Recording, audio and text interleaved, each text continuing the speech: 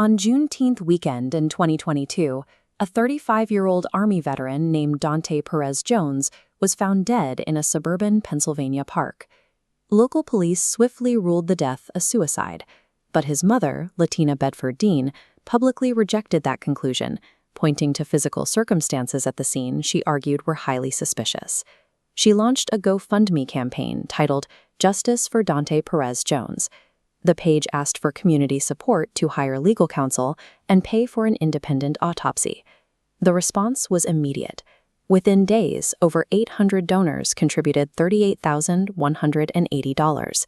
4 years have passed since that campaign closed, and there is a glaring vacuum of answers. No independent autopsy was ever published, and there is zero public accounting of how that $38,000 was spent.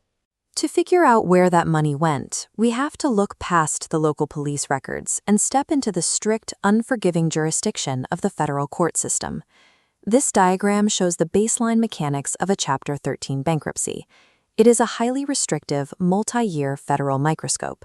For up to 5 years, a debtor's income is strictly monitored to ensure recurring financial payments are distributed to a pool of their creditors.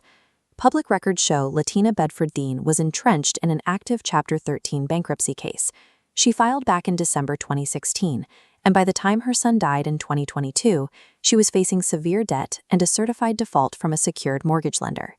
The Bankruptcy Code handles new money under Title 11, Section 1306.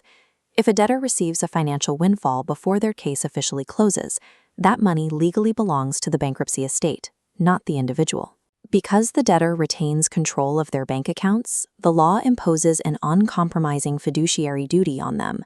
They are required to immediately report any new liquid assets or changes in income to the bankruptcy trustee. Failing to report a $38,000 cash injection while under federal bankruptcy protection is a critical breach of that fiduciary duty. It jeopardizes the entire legal proceeding. This calendar maps a highly specific 9-week window starting in June 2022.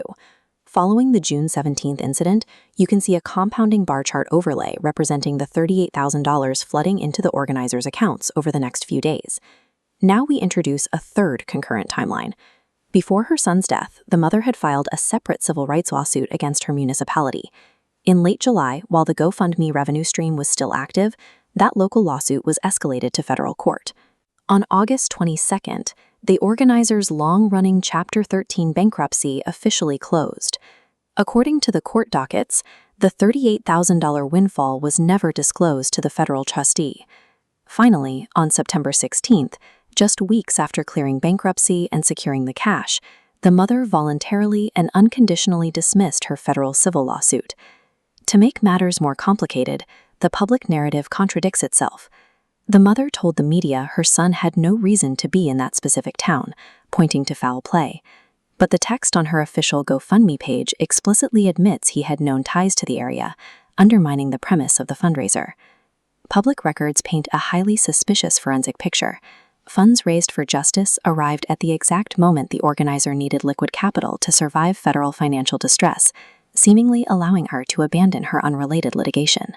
Intentionally concealing a newly acquired $38,000 asset from federal bankruptcy schedules is a potential federal offense. This flowchart illustrates the Section 549 clawback provision, allowing the federal government to force unapproved private vendors to disgorge funds, returning capital back to the creditor pool. This exposes a vulnerability with GoFundMe. Because the platform facilitates direct personal gifts, it doesn't create a formal trust. Once cleared, the organizer gains outright legal ownership of the money. Because these crowd-funded dollars instantly become personal assets, they are entirely exposed to pre-existing creditors if the organizer is secretly navigating a bankruptcy. The digital era's collision of viral charity and rigid federal financial law creates a dangerous trap. Hundreds of well-meaning donors chipped in to uncover the truth behind a tragedy.